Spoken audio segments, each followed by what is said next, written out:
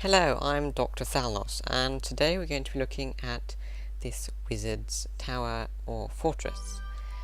Now, I've used similar materials from the last build, using stone bricks and cobblestone fences. You can also see I've actually used lava in this build and water, which we'll be seeing in a minute. So I'm just going to take you through the main garrison area here. I've used droppers on the outside of the building to give it an idea of defenses. You could have arrows or fire charges to be shot out of this by placing levers on the top here. As you can see, this bridge actually isn't. This fortress wall isn't even. It's slightly off, but I thought it gave it a much more built into the mountain feel, because it wasn't. We didn't change the surroundings much to accommodate the fortress. So inside here we have some chiseled stone bricks and some mossy cobblestone on the floor, because I thought mossy cobblestone and some certain cracked bricks and mossy stone brick would give it a more lived in and ancient feel to the building. As you can see above me, the floor to the second story of this building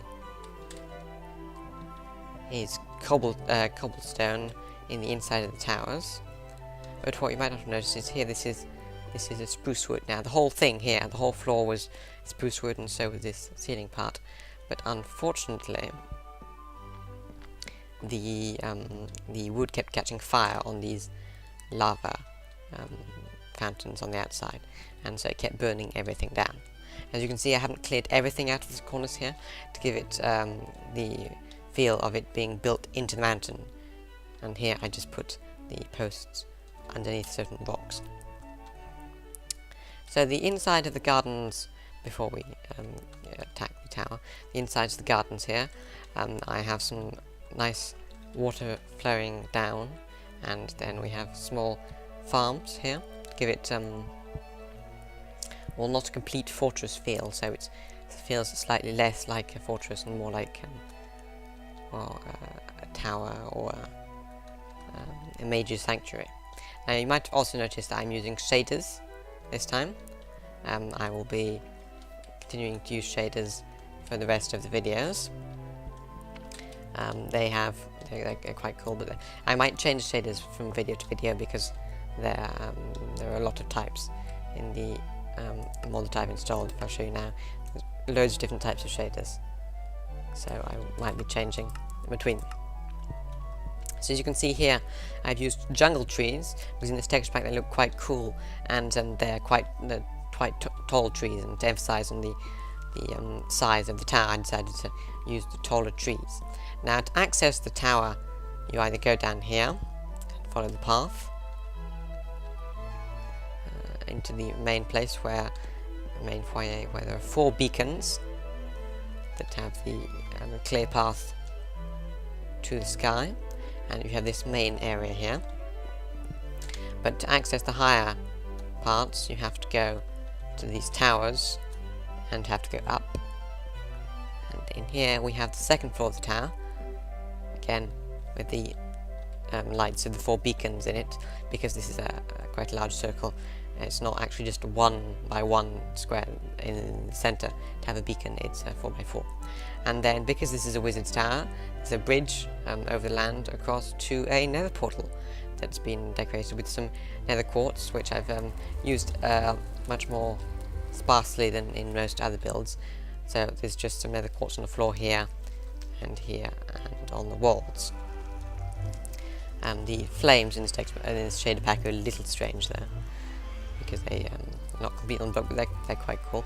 As you can see, this bridge here and the other bridges are supported by struts that attach to the tower and to the wall, and not a central pillar. I thought it gave it a more independent feel. The bridges also here have roofs, which isn't always very common. Now if we go up to the next floor, go up to the next floor, we have the last bridge. This bridge links us to an end portal. Now I have cheated slightly with this, because an end portal is normally a 3 by 3 and missing these corners.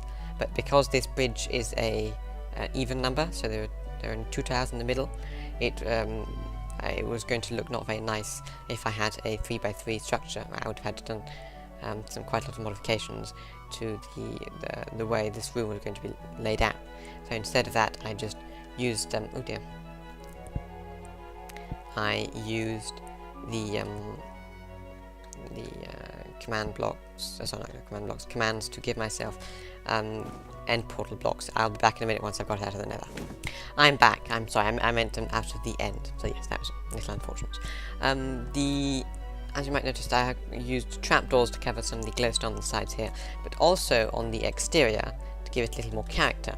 Now, because this build is a quite tall tower, and the materials used are stone brick, the sandstone and nether quartz in this particular nether quartz and nether brick don't look particularly.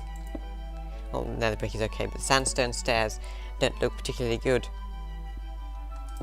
Excuse me, with the stone bricks, so I decided to use cobblestone, which actually highlights the structure very well and doesn't look too different from the actual building.